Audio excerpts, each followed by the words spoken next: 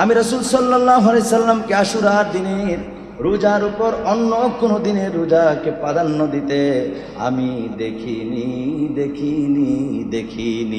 সুবহানাল্লাহ বলে নবীজি বলেন আশুরার দিনের রোজাটা নবীজি এত প্রাধান্য দিয়েছেন রমজানের রোজার পরে, এইটার মতো এরকম প্রাধান্য দিতে অন্য কোনো রোজাকে আমি দেখি নাই। সুবহানাল্লাহ বলে এরপর ওই সাহাবী বললেন আশুরার দিনেও নবীজি রোজা পালন করতেন, কখনোই ভাঙতেন না, এগুলো থেকে কখনোই নবীজি বিরত থাকতেন না। সুবহানাল্লাহ বলতেন না।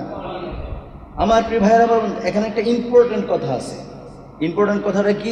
একটি রোজার এত ফজিলত, এরপরে দেখেন নবীজির একটা হাদিস শরীফের মধ্যে পাওয়া যায় যে একটি রোজা রাখা যাবে না। দেখেন ওই হাদিস শরীফটা তুলে ধরছি।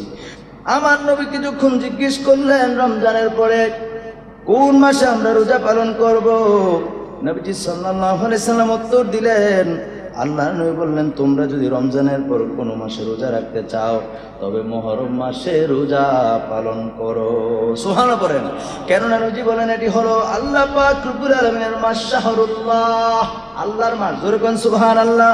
এবং এই মাসে এমন একটি দিন রয়েছে যেদিন আল্লাহ তাআলা ওই বনি ইসরাইলের দোয়া আমার আল্লাহ কবুল করেছেন, একটি সম্প্রদায়ের তাওবা কবুল করেছেন, এবং পরবর্তীতেও আমার আল্লাহ এই দিনে বান্দাদের তাওবা কবুল করবেন। জোরে জোরে বলেন সুবহানাল্লাহ।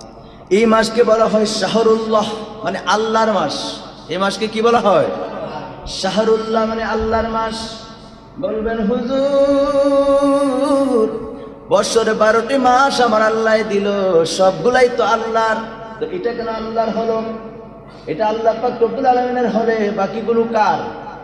অর্থাৎ আল্লাহ 12টা মাসের মধ্যে শাহরুল্লাহিল মুহররম, এই মুহররম মাসকে আল্লাহর মাস বলে আল্লাহ ঘোষণা দিয়েছেন। তার মানে এই মাসের মধ্যে আমার আল্লাহ এমন এমন বিশেষ বিশেষ কাজ করেছেন এবং ভবিষ্যতে করবেন যেগুলো অন্য মাসে করবেন না। জোরে বলেন সুবহানাল্লাহ। আরো জোরে বলেন সুবহানাল্লাহ। একবার পর্যায়ক্রমে শুনবেন, বুঝবেন এই মুহররম মাসে আমার আল্লাহ কত সুন্দর সুন্দর কাজ সম্পন্ন করেছেন মুহররম মাসের 10 তারিখে। জোরে বলেন সুবহানাল্লাহ। যেমন একটা হাদিস শরীফ আমি আপনাদের সামনে তুলে ধরছি, মুসলিম শরীফের হাদিস। মুসলিম শরীফের মধ্যে হাদিস খানা রয়েছে, তিরমিজি শরীফের মধ্যে হাদিস খানা রয়েছে, নাসাই শরীফের মধ্যে হাদিস খানা রয়েছে। ক্বালা রাসূলুল্লাহ সাল্লাল্লাহু আলাইহি ওয়া আলিহি ওয়াসাল্লাম আফদালুস সিয়ামি বা'দা রমাদানা শাহরুল্লাহিল মুহররম ওয়া আফদালুস সালাতি বা'দাল ফরিদতি সালাতুল লাইল। চিৎকার মেরে বলেন সুবহানাল্লাহ। আমার নবী কয় উম্মতেরা রে, মাহে রমজানের পর সর্বোত্তম রোজা হলো মুহররম মাসের নফল রোজা। সুবহানাল্লাহ। কি বলেছেন? আফদালুস সিয়ামি বা'দা রমাদান, আফদালুস সিয়ামি বা'দা রমাদান। রমজান মাসের পরে সর্বোত্তম রোজা হলো মুহররম মাসের রোজা। যেরকম সুবহানাল্লাহ। আমার ভাইরা, আমার বন্ধুরা, পরে নবীজি বলছেন আফদালুস সালাতি বা'দাল ফরিদতি সালাতুল লাইল। নবীজি সাল্লাল্লাহু আলাইহি সাল্লাম বলেন ফরজ নামাজের পর সর্বোত্তম নামাজ হলো কিয়ামুল লাইল। যেরকম সুবহানাল্লাহ। তথা তাহাজ্জুদের নামাজ। ফরজ নামাজের পরে সর্বোত্তম নামাজের নাম কি? সবাই কয় না। ফরজ নামাজের পরে সর্বোত্তম নামাজের নাম কি? তাহাজ্জুদের নামাজ। যেরকম সুবহানাল্লাহ। তার মানে বুঝে গেল রমজান মাসের পরে নফল রোজা যদি কেউ রাখতে চায় সর্বোত্তম রোজা হলো এই মুহররম মাসের রোজা। চিল্লায় বলেন সুবহানাল্লাহ। এই রোজার ব্যাপারে আমি আপনাদের সামনে তুলে ধরছি বন্ধুরা আমার, ভাইয়েরা আমার।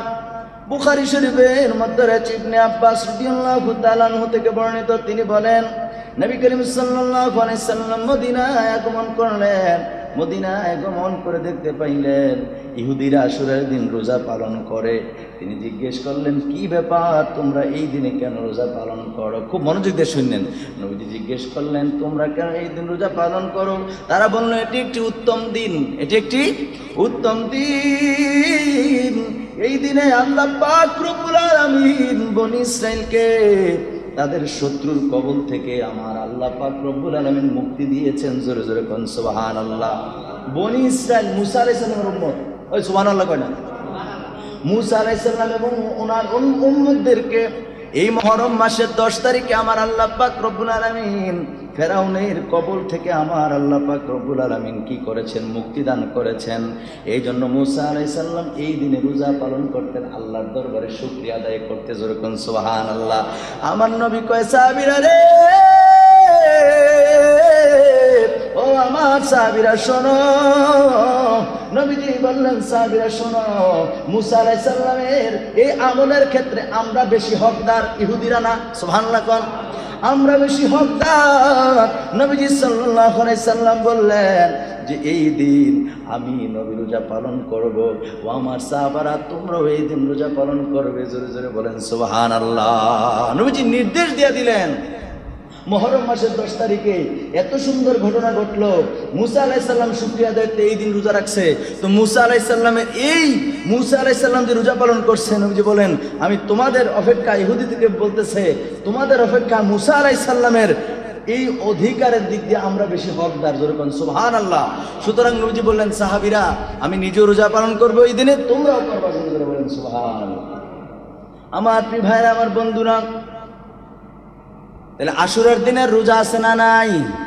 আছে। কেউ যদি অস্বীকার করে মনে রাখবেন তার ঈমান চলে যাবে। বিশুদ্ধ হাদিস বুখারী শরীফ থেকে আমি আপনাদের সামনে তুলে ধরলাম। তাহলে বুঝতে পারলাম আশুরার দিনে মানে 10 তারিখে রোজা পালন করব। যেরকম সুবহানাল্লাহ। এরপর ইবনে আব্বাস রাদিয়াল্লাহু তাআলা আনহু এর অপর হাদিসে বর্ণিত আছে, তিনি বলেন আমি রাসূল সাল্লাল্লাহু আলাইহি সাল্লামকে আশুরার দিনের রোজার উপর অন্য কোনো দিনের রোজাকে প্রাধান্য দিতে আমি দেখিনি। সুবহানাল্লাহ করে নবীজি বলেন আশুরার দিনের রোজাটা নবীজি এত প্রাধান্য দিয়েছেন রমজানের রোজার পরে, এইটার মতো এরকম প্রাধান্য দিতে অন্য কোনো রোজাকে আমি দেখি নাই। সুবহানাল্লাহ করে আমার ভাইয়ের, আমার বন্ধুরা, এবং এই মাস তথা রমজানের উপর অন্য কোনো মাসকে আল্লাহর নবী প্রাধান্য দেন নাই। জোরে জোরে কোন সুবহানাল্লাহ। তাহলে আশুরা রোজাটাকে নবীজি যথেষ্ট প্রাধান্য দিয়েছেন। এবং আমরা কিতাব ঘাটলে পাই যে এই রমজান মাসের 30 দিনের রোজা ফরজ হওয়ার পূর্বে উম্মতে মুহাম্মাদির উপরে যখন 30 দিন রোজা ফরজ ছিল না, তার আগে এই আশুরার দিনের রোজা ফরজ ছিল। জোরে কোন সুবহানাল্লাহ। এই ফিকার কিতাবে ওয়াজিব বলা হয়, যেটা ওয়াজিব আর এটাই কিন্তু ফরজ। জোরে কোন সুবহানাল্লাহ। ওয়াজিব যেরকম মানুষ ছাড়তে পারে না, ফরজ যেরকম ছাড়তে পারে না, ওয়াজিবও ছাড়তে পারে না। তো ফিকার কিতাবে বলা হয়েছে যে 30 দিনের রোজার আমাদের উপরে ফরজ হওয়ার পূর্বে এই আশুরার দিনের রোজাটা উম্মতে মুহাম্মাদের উপরে এটা ওয়াজিব ছিল। জোরে বলেন সুবহানাল্লাহ। আমার ভাইয়েরা, আমার বন্ধুরা, গলাটা বসে দিছে। কালকে প্রোগ্রাম ছিল, ওই প্রোগ্রামে মাইক্রোফোন এগুলো ভালো ছিল না থাকার কারণে একদম অবস্থা খারাপ। তো যাই হোক, বোঝা তো যায় নাকি? বোঝা যায় না, গলাটা অনেকটাই বসা। তো যাই হোক, আমি যে কথাটা বলতে চাইছিলাম যে অবশ্যই তাহলে আশুরার দিনে এই রোজা আমরা পালন করবো না কি করবো না? জোরে কন্যা করবো না কি করবো না? এরপরে দেখেন হযরত আলী রাদিয়াল্লাহু তাআলা আনহু থেকে বর্ণিত, আমি শুধু আশুরার দিনের এই রোজার ব্যাপারেই কথাগুলো বলতেছি, এরপর আমি অন্য দিকে আলোচনা করব। হযরত আলী রাদিয়াল্লাহু তাআলা আনহু থেকে বর্ণিত, তিনি বলেন একজন ব্যক্তি নবী করিম সাল্লাল্লাহু আলাইহি সাল্লামের দরবারে এসে বললেন, ইয়া রাসূলুল্লাহ, ইয়া হাবিবাল্লাহ, আমাদেরকে বলুন আমরা রমজানের পর সবচেয়ে বেশি রোজা কোন মাসে আদায় করব? সুবহানাল্লাহ বলেন। আমরা কোন মাসে রমজানের পরে সবচেয়ে বেশি রোজা পালন করব? সুবহানাল্লাহ বলেন না?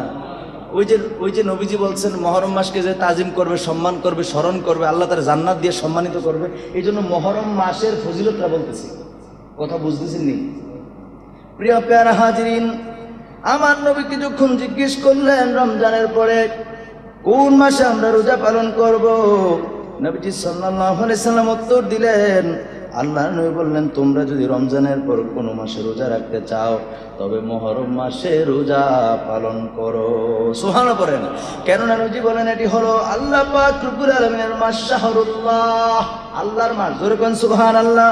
এবং এই মাসে এমন একটি দিন রয়েছে যেদিন আল্লাহ তাআলা ওই বনি ইসরাইলের দোয়া আমার আল্লাহ কবুল করেছেন, একটি সম্প্রদায়ের তাওবা কবুল করেছেন, এবং পরবর্তীতেও আমার আল্লাহ এই দিনে বান্দাদের তাওবা কবুল করবেন। জোরে জোরে বলেন সুবহানাল্লাহ। জোরে করেন না সুবহানাল্লাহ। তিরমিজি শরীফের 3য় খণ্ডে 108 পৃষ্ঠার মধ্যে এই হাদিসখানা রয়েছে। নবীজি বলছেন এই দিনের পূর্বের সম্প্রদায়ের তাওবা আল্লাহ কবুল করছেন, পরবর্তীতে যেহেতু নবী বলছেন তো নবীর পরবর্তীতে তো আমরাও মানে নবীর উম্মতেরা, সুবহানাল্লাহ বলনা। নবীজি বলছেন পরবর্তীতে এই দিনে তাওবা করলে আমার আল্লাহ পাক রব্বুল আলামিন কবুল করবেন। জোরে জোরে বলেন সুবহানাল্লাহ। বলেন এমন একটি দিন, এমন একটি মাস, এমন একটি দিন আমাদের সামনে রয়েছে, আমরা ওই দিন কি রোজা পালন করতে পারবো ইনশাআল্লাহ? আওয়াজ করবেন না, পারবো তো ইনশাআল্লাহ? আল্লাহ পাক রব্বুল আলামিন আমাদের কবুল করুক, করেন আমিন। হযরত আবু কাতাদা রাদিয়াল্লাহু তাআলা আনহু থেকে বর্ণিত, এক ব্যক্তি রাসূল সাল্লাল্লাহু আলাইহি সাল্লামের কাছে আশুরার দিনে রোজা পালনের ফজিলত সম্পর্কে জিজ্ঞেস করলেন। আল্লাহ নবী উত্তর দিলেন, ও আমার সাহাবী শোনো শোনো, কেউ যদি আশুরার দিন রোজা পালন করে আমার নবী আমার আল্লাহ পাক রব্বুল আলামিন তার পূর্বের 1 বছরের গুনাহ মাফ করে দিবে। সুবহানাল্লাহ। তো আসতে একদিনের একটা রোজা পালন করলে পূর্বের সব গুনাহ মাফ করে দিবে কে? বলছেন কে? নবীজি বলছেন। কে? নবীজি বলছেন যে আমার আল্লাহ পূর্বের সব গুনাহ মাফ করে দেন। নবীজি যে বলছেন উম্মতকে বাঁচানোর জন্য, আপনার আমার গুনাহ মাফ হয়ে গেলে কি কোনো লস আছে? আর এই সুযোগ তো আমরা পাইতাম না, কথা কানা ঠিক কিনা বলেন? দেখেন নবী উম্মতরে কত ভালোবাসছে, নবীর থেকে জান্নাত পাওয়াটা খুব সহজ হয়ে গেছে। আল্লাহ সুবহানাহু ওয়া তাআলা কোরআনে যা হুকুম দিয়েছেন তার চেয়ে সহজ ভাবে নবীজি উম্মতের কাছে উপস্থাপন করেছেন। বলেছেন উম্মত এই কাজগুলো করো, আল্লাহ মাফ করে দিবে। এই কাজগুলো করো, আল্লাহর রহমত আসবে। এই কাজগুলো করো, আমার আল্লাহ খুশি হয়ে যাবে। কিন্তু এরপর আমরা বান্দা রাখবে না, লাগবে না। আরে একদিন রোজা রাখো, অতীতের সব গুনাহ মাফ না, এটাও আমরা রাখতে রাজি না, কথা কয় না ঠিক কিনা বলেন? আমার মা বোনদেরকে বলবো, মা গো মা, নফল রোজা নফল ইবাদত বندگی করার ক্ষেত্রে আমার মা বোনেরা অনেক সচেতন, কথা কোন ঠিক কিনা? আজকের দিনের মা বোনেরা একটু অসচেতন। Facebook, YouTube, social media, printing media, electric যত রকমের মিডিয়া আছে, এই মিডিয়া থাকতে পারলে বালা, 2টা পয়সা পাওয়া যাবে। কি পাওয়া যাবে? কিন্তু পরকালে কেমনে মাপ পাওয়া যাবে সেই চিন্তা আমাদের কারো নাই, কথা কেন ঠিক কিনা বলেন? আমার মা বোনদেরকে বলবো, মা গো, নিজে একটু খাবার রান্না করবেন, একটু খাবার রান্না করবেন করে রাতের বেলা আপনার স্বামীকে বলবেন আজকে চলেন দুজনে মিলে রোজাটা পালন করি, ভোর রাতের জন্য খাবার পাকাইছি। খুশি হইব কে? কথা কোনে খুশি হইব কে? আমার আল্লাহ পাক রব্বুল আলামিন বড় খুশি হয়ে যাবে। স্ত্রী ডাক দেয়া বলবে, স্বামী গো ওঠেন, আগামী বছর পর্যন্ত বাইসা থাকলেই না আপনি রাখতেন, কথা বুঝতে পারছেন? আগামী বছর বাইসা থাকলেন আপনি এই দিনে রোজা পালন করতেন। সুতরাং আপনি কি করেন, চলেন আজকে আমরা 2 জনে মিলে রোজাটা পালন করি। বলেন তো দেখি, যদি এইভাবে বলা হয় তাহলে পালন করবে না? কথা করবে কিনা? ভাইরা আমার, বন্ধুরা আমার, তাহলে এত গুরুত্ব রয়েছে এই রোজার যে নবীজি সাল্লাল্লাহু আলাইহি ওয়াসাল্লাম বলেছেন পূর্বের 1 বছরের গুনাহ মাফ করে দিবে। আল্লাহ যেন আমি সহ আপনাদের সবাইকে এই দিনে রোজা রাখার তৌফিক দান করে পড়ি আমিন। জোরে পড়েন না আমিন। আরেকটি বলি হাদিস শরীফের ফজিলত সম্পর্কে। অপর হাদিসে হযরত হাফসা বিনতে ওমর রাদিয়াল্লাহু তাআলা থেকে বর্ণিত, তিনি বলেন নবী করিম সাল্লাল্লাহু আলাইহি সাল্লাম কখনো আশুরার রোজা এবং জিলহজ মাসের প্রথম 9 দিন প্রত্যেক মাসের 3 দিন রোজা রাখা থেকে নবীজি কখনো বিরত থাকেন নাই। জোরে কোন সুবহানাল্লাহ, জোরে কোন না সুবহানাল্লাহ। একটু দরুদ শরীফ পড়ি, আল্লাহুম্মা সাল্লি আলা মাওলানা মুহাম্মদ ওয়া আলা আলি মাওলানা। আমার ভাইয়েরা, আমার বন্ধুরা, তাহলে নবীজি জিলহজ মাসের 1 তারিখ থেকে 9 তারিখ পর্যন্ত রোজা পালন করতেন, মিস করতেন না। এরপরে প্রত্যেক মাসের 3 দিন রোজা পালন করতেন। এই কোন 3 দিন? এগুলোকে বলা হয় আইএমএ 20।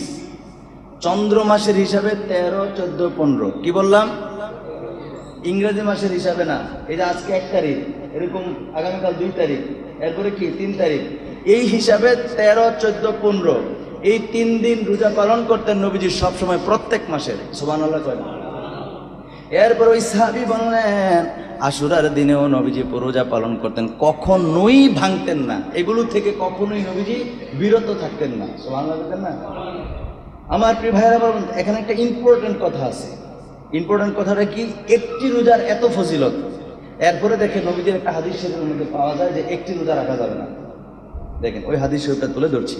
প্রিয় ভাইরা আমার, বন্ধুরা আমার, ইবনে আব্বাস রাদিয়াল্লাহু তাআলা আনহু থেকে বর্ণিত, তিনি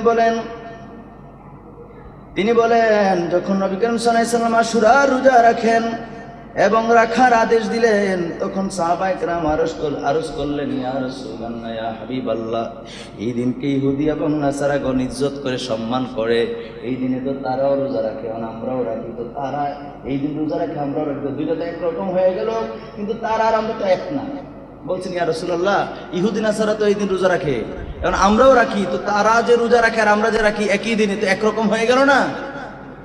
কারণ অন্য হাদিসের মধ্যে আসছে, আল্লাহ কোরআনে স্পষ্ট বলে দিচ্ছে, ইহুদি নাসারাদের সঙ্গে আমাদের কোনো সম্পর্ক নাই, তাদের সাথে আমাদের কোনো কি নাই, সম্পর্ক নাই। সেই জায়গার মধ্যে তো তাদের সাথে সাদৃশ্য হয়ে যাচ্ছে না? সাহাবায়ে কেরাম প্রশ্ন করাতে, আরে নবী কত সুন্দর করে উত্তর দেয়। আমার নবী ইরশাদ করলেন, আগামী বছর আসলে ইনশাআল্লাহ এই তারিখে আমি রোজা রাখবো, 9 তারিখে আমি রোজা রাখবো, সাহাবীরা তোমরাও রাখবা, 10 তারিখে আমি রাখবো, তোমরাও রাখবা। জোরে জোরে কোন সুবহানাল্লাহ। তখন তো আমরা রাখবো 2 দিন, ওরা রাখবে 1 দিন। এখন কেন মিলেছে? আশুরার রোজা আমরা 2 দিন রাখবো, 9 তারিখ 10 তারিখ, কথা কনা, 9 তারিখ 10 তারিখ, আর ওরা রাখে কয় দিন?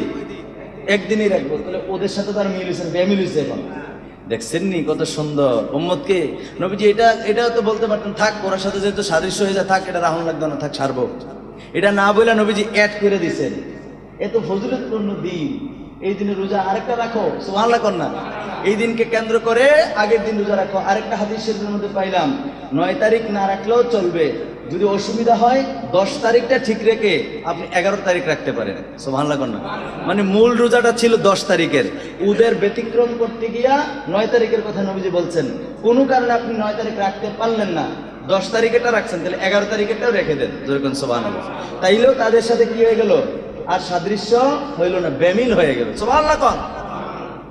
আমার প্রিয় ভাইরা, আমার বন্ধুরা, এতক্ষণ পর্যন্ত আশুরার দিনের মুহররম মাসের এবং আশুরার দিনের রোজার সম্পর্কে আপনাদেরকে আলোচনা করছি। ইবাদত বন্দি করতে পেরেছি, কতটুকু রব্বুল আলামিনের নৈকট্য লাভ করতে পেরেছি, এই বিষয়গুলো আমি ভাবতে হবে। অলসতার তন্দ্রা থেকে উঠে দাঁড়াতে হবে, ঘুরে দাঁড়াতে হবে।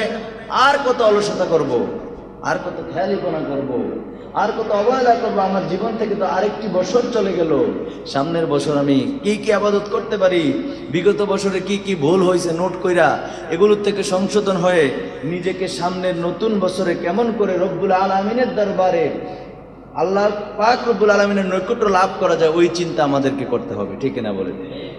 কথাগুলোকে বুঝতেছেন না? কঠিন লাগতেছে? দেখেন, এই যে মুহররম মাস, এই মুহররম মাসটা এমন একটা মাস, এই মুহররম মাসের ব্যাপারে নবী করিম রউফ রহিম সাল্লাল্লাহু আলাইহি ওয়া আলিহি ওয়াসাল্লাম ইরশাদ করেছেন, ক্বালা রাসূলুল্লাহ সাল্লাল্লাহু আলাইহি ওয়াসাল্লাম আকরিমু শাহরাল্লাহি মুহররম ফামান আকরামাহুল্লাহু বিল জান্নাহ। জোরে বলেন সুবহানাল্লাহ। নবীজি সাল্লাল্লাহু আলাইহি সাল্লাম বলেন, যে ব্যক্তি মুহররম মাসকে তাজিম করবে, সম্মান করবে, ইজ্জত করবে, আমার আল্লাহ পাক রব্বুল আলামিন আকরামাহুল্লাহু বিল জান্নাহ, ওই বান্দাকে আমার আল্লাহ জান্নাত দিয়া সম্মানিত করবে। জোরে জোরে বলেন সুবহানাল্লাহ। এটা যেমন তেমন কথা না। মুহররম মাসকে যে ব্যক্তি তাজিম করবে, মুহররম মাসের যে ব্যক্তি সম্মান করবে, মুহররম মাসের সম্মান যে ব্যক্তি করবে, রাসূল বলছেন আমার আল্লাহ তাকে জান্নাত দিয়া তাকে সম্মানিত করবে। জোরে বলেন সুবহানাল্লাহ। আমরা সে মুহররম মাসকে সম্মান করতে চাই কি চাই না? মুহররম মাসকে স্মরণ করতে চাই কি চাই না? কেমন করে স্মরণ করবেন? এই মুহররম মাসের ব্যাপারে আরো দু একটা কথা আমি বলি। মুহররম মাসকে আমরা স্মরণ করব আলোচনার মাধ্যমে, মুহররম মাসকে আমরা স্মরণ করব রোজার মাধ্যমে, বিভিন্ন ইবাদত বন্দেগীর মাধ্যমে। পারবো তো ইনশাআল্লাহ? দেখেন,